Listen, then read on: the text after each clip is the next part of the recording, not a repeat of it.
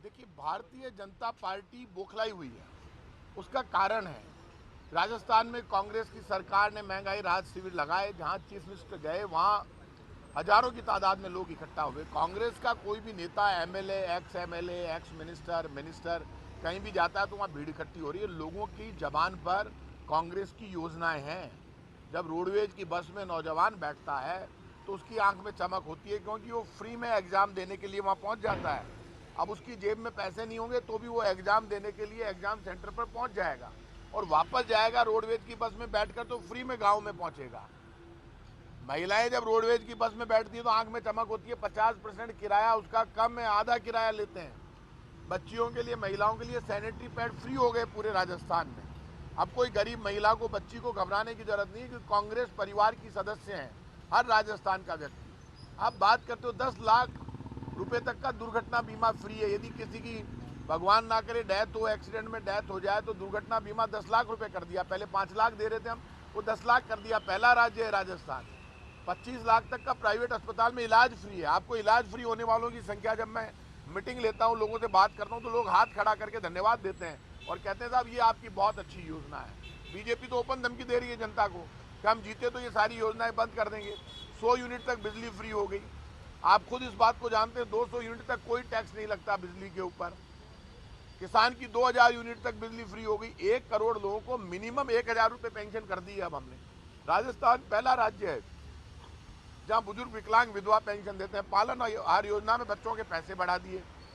आप कोई एक एक स्कीम हमारी ऐसी है कि बीजेपी के पास उनका कोई जवाब नहीं है। ये बीजेपी झूठ बोलती है, झूठ बोलने में मास्टर है। मुझे तो दुख है, इनके केंद्रीय नेता यहाँ पर आते हैं, जिस तरह की डायलॉगबाजी करते हैं, उसमें उनको ये बताना चाहिए 9 वर्षों से केंद्र में भारतीय जनता पार्टी की सरकार है।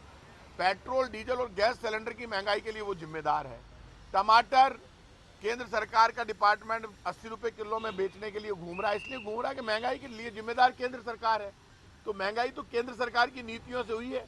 आप आटे पर जीएसटी लगा, टैक्स लगा दिया आपने। पहले आटे पर कभी टैक्स नहीं था, आपने पराठे पर टैक्स लगा दिया। आप जब रोटी और आटे पर जो सरकार टैक्स लगा दे, केदारनाथ में लोग घोड़े पर बैठकर दर्शन करने जाते हैं, उस घोड़े पर बैठने पर टैक्स है।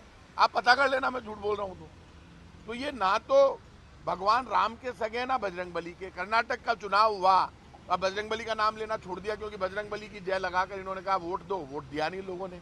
तो भारतीय जनता पार्टी विधानसभा में फेल हो गई।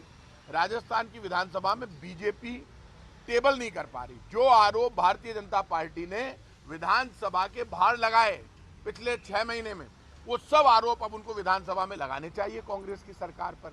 और यदि उनके पास कोई तथ्य है तो वो तथ्य पेश करने चाहिए विधानसभा में। वो तथ्य पेश करते नहीं है। वो जबानी जमा खर्च करके बातें बड़ी बड़ी करते हैं। अब वो ना महंगाई पर बोलते हैं, ना बेरोजगारी पर, ना भ्रष्टाचार पर। मान लो उनके पास कोई भ्रष्टाचार के तथ्य है तो उनको टेबल करना चाहिए विधानसभा में। 2 मिनट में फैसला हो जाएगा। सरकार डॉक पे आ जाएगी। सरकार लड़ने के लिए, भिड़ने के लिए, जवाब देने के लिए तैयार है। हम कोई डर तोड़ना रहे बीजेपी के लोगों से। तो बीजेपी डायलॉगबाजी नहीं करे। झूठ के जनरेटर हैं बीजेपी के नेता। मैं उनसे कहूंगा डायलॉगबाजी बंद कीजिए भाई साहब। कुछ तथ्यों के साथ आरोप लगाइए। बिना तथ्यों के आप आरोप लगाते हैं, ये आपके चुनावी आरोप है। चुनाव के वक्त में भी महंगाई राहत शिविर में 7 करोड़ लोगों से ज्यादा लोग पहुंच गए। क्या बात करते हो, कार्ड लेकर चले गए लोग। इसलिए अभी जब चुनाव होंगे तो बीजेपी का सफाया हो जाएगा, कोई नाम लेवा नहीं बचेगा। आजकल लोग ढूंढ रहे हैं बीजेपी के 25 एमपीओ को। कहाँ है उनका आदर्श गांव? आदर्श गांव की बात कही थी प्रधानमंत्री ने, एक भी आदर्श गांव नहीं मिल रहा। इन्होंने कोई आदर्श गांव बनाया ही नहीं। आज कहते हैं फिर भूल जाते हैं। अभी 2000 का नोट बंद कर दिया। क्यों कर दिया भाई साहब? पहले तो आपने 500 और 1000 का नोट बंद क्यों किया नोटबंदी के दौरान? फिर आपने 2000 का चालू किया, अब 2000 का बंद कर रहे हैं। तो आप 500 और 1000 का बंद क्यों किया? और अब 2000 का जब चालू किया था आपने, तब 50,000 करोड़ रुपए खर्च हुए थे केंद्र की सरकार के नोटबंदी में। लोग बर्बाद हो गए, लोगों की शादियां टूट गई। उस दौरान शादियां बहुत थी। अब आपने 2000 का बंद। मुद्दों से ध्यान हटाने के लिए जो राजनीति बीजेपी कर रही है वो चलने वाली नहीं है। मंत्री जी, कानून आज लाए जा रहे हैं, चाहे बात करें तो सार्वजनिक भर्ती परीक्षाओं को लेकर या फिर संगठित अपराध को लेकर, बीजेपी का कहना है कि बुलडोजर आना चाहिए, कानून नहीं आने चाहिए। भारतीय जनता पार्टी के साथ दिक्कत एक हो गई कि भारतीय जनता पार्टी को खुद के ऊपर बहुत घमंड है। बहुत खुश होते हैं बीजेपी के लोग। यूपी का अपराध राजस्थान से 100 गुना से भी ज्यादा है। आंकड़े यूपी में, आम आदमी सुरक्षित नहीं है यूपी में। कानून हम ला रहे हैं दोषियों को सजा देने के लिए, चाहे वो पेपर लीक के मामले में उम्र कैद का लाएं, चाहे बाकी कानून लाएं, कानूनी व्यवस्था को लेकर आए, तो उसमें बीजेपी तय करेगी क्या? और भारतीय जनता पार्टी जब शासन में थी तब तो उन्होंने पेपर लीक के मुद्दे पर कोई कार्रवाई नहीं की, लोगों को गिरफ्तार ही नहीं किया। सारे काम हमने किए।